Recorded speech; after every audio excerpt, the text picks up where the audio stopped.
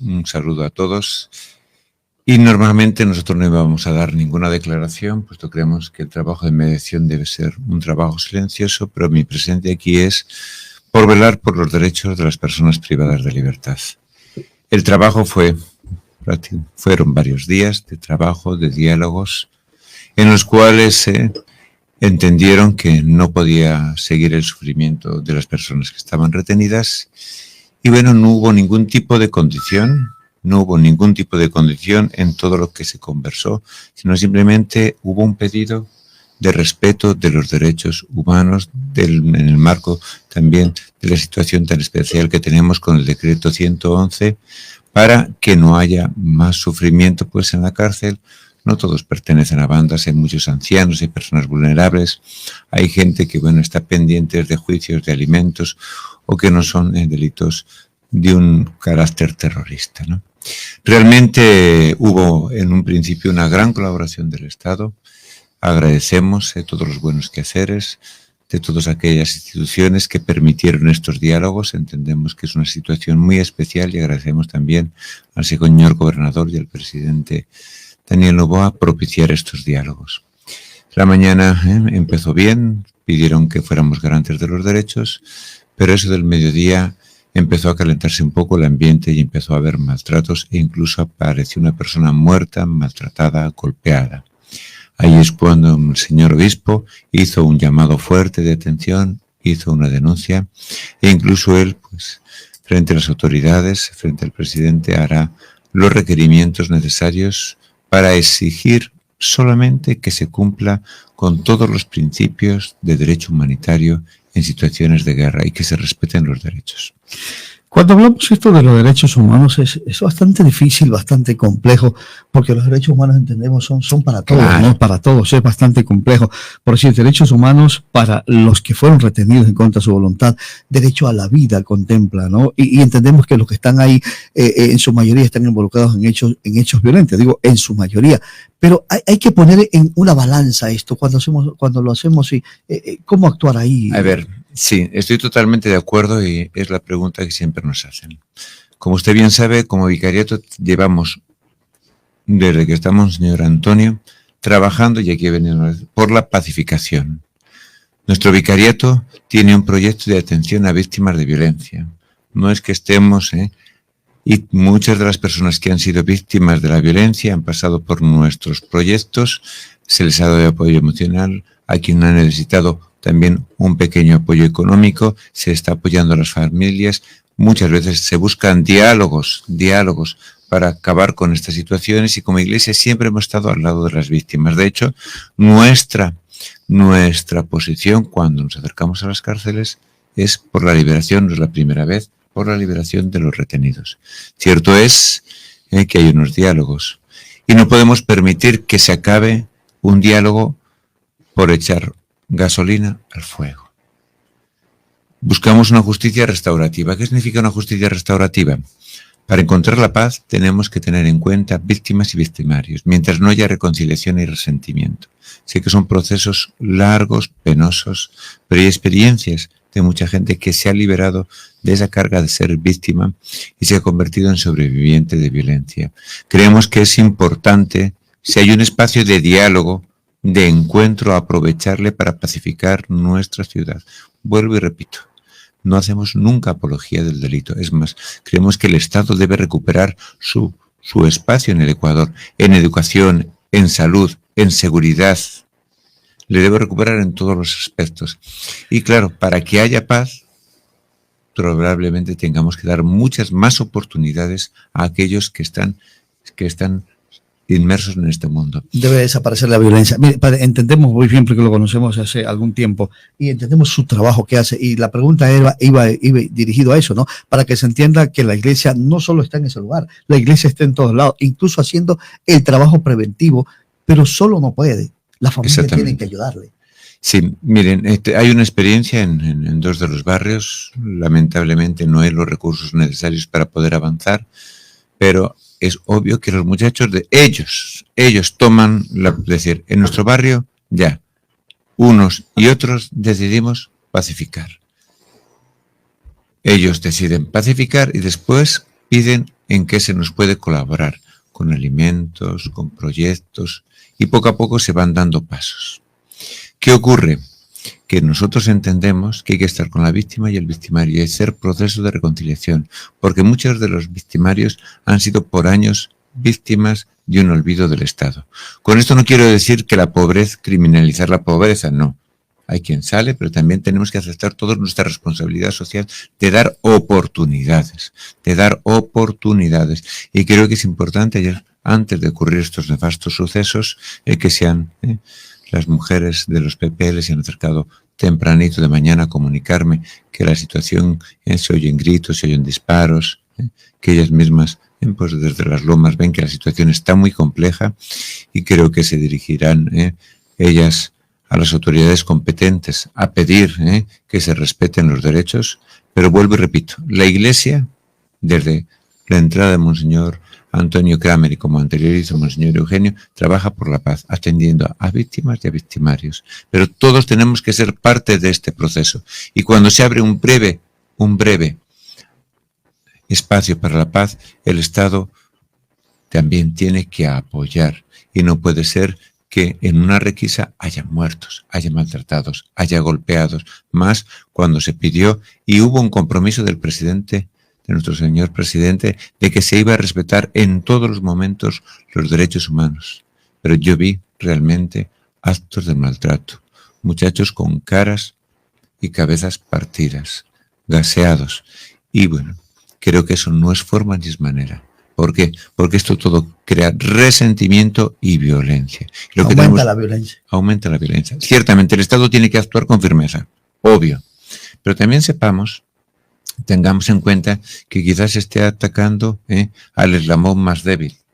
Ahí tenemos el caso Metástasis, que nos está hablando que no es un problema solo de cárceles, que hay involucrados otra serie de personas que están a otros niveles y quizás siempre quien pague en los platos rotos sean los más vulnerables. No, con esto no justifico, pero digo que es un problema también integral de corrupción y una atención integral. Simplemente con represión en las cárceles lo único que tendremos es más resentimiento, más venganza, más violencia. Cárceles llenas.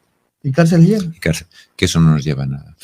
Este proceso realmente es muy complejo, muy difícil, a largo plazo. Exactamente, no podemos decir que esto hay que ser a largo plazo, pero no podemos perder las oportunidades.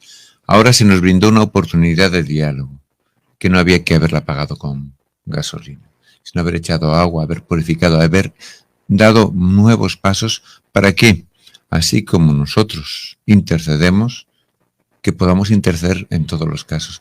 Pero cuando se rompe el puente de diálogo, ¿cómo hacemos? ¿Quién más quiere ponerse a dialogar cuando se sabe que es posible que no se cumpla? Y no hay negociación de ningún tipo.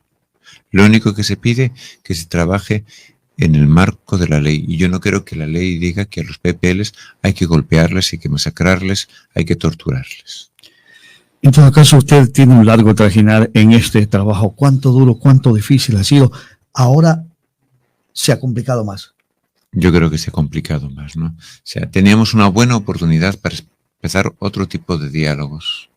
Pero sí, claro, ellos se sienten que no se cumplen con los mínimos. Vuelvo y repito, firmeza del Estado sí, violencia no. Y hay que buscar espacios de diálogos.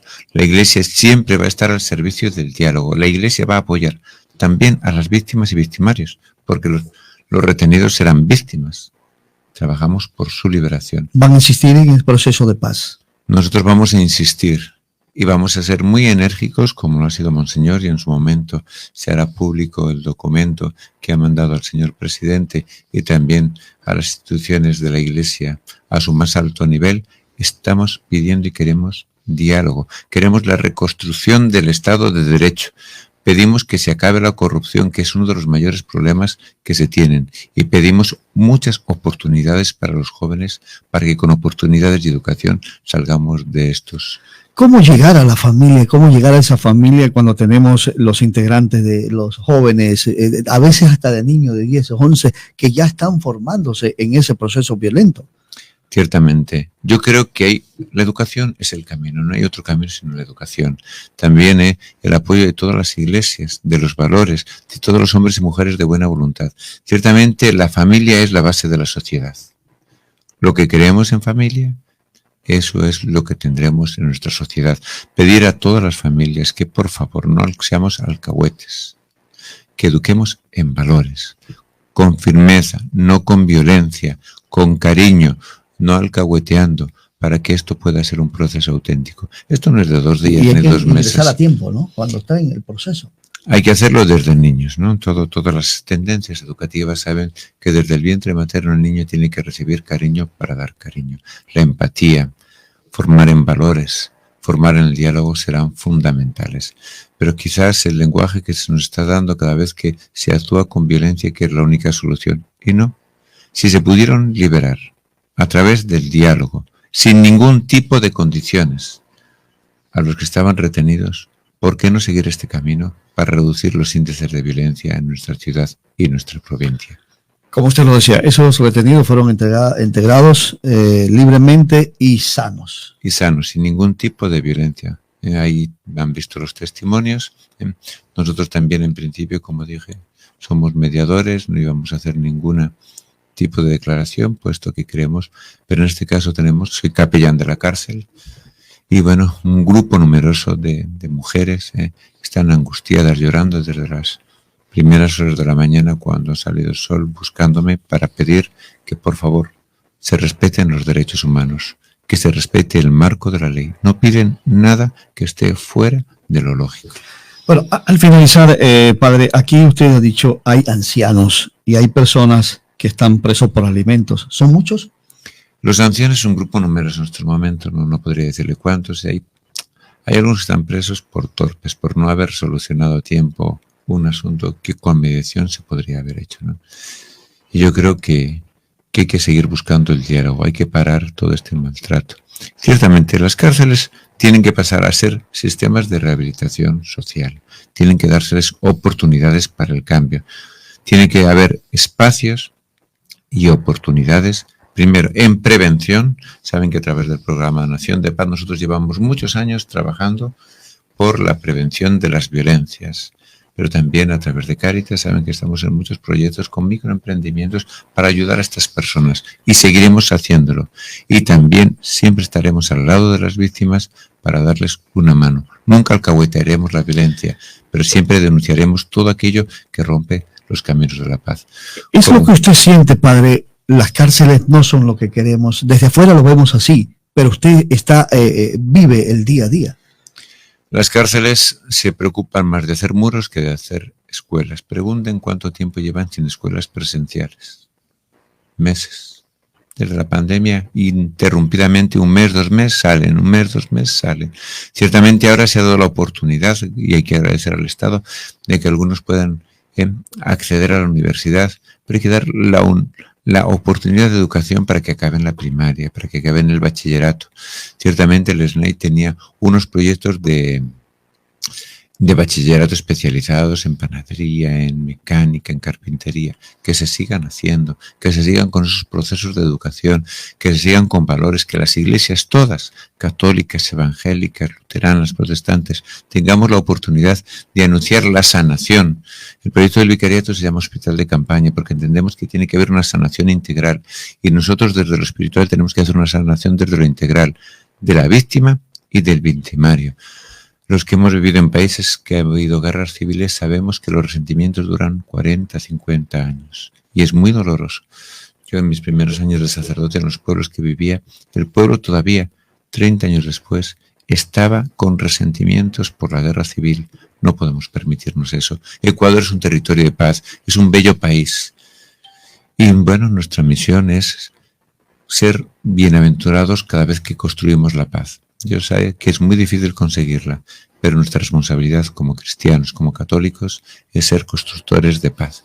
Y para construir la paz se necesitan a todos aquellos involucrados en el conflicto. Todos. Así es una cuestión de todos. No es que yo no estoy en ese grupo, no. O sea, todos debemos de contribuir todos. a la paz. Cuando tengamos ese lenguaje, de repente vamos a solucionar algún problema. Muchas gracias, Paz. Muchas gracias. Y simplemente pido una oración por la paz, que todos oremos por la paz y que todos trabajemos, obras y palabras, dando oportunidades. Muchas gracias por este espacio.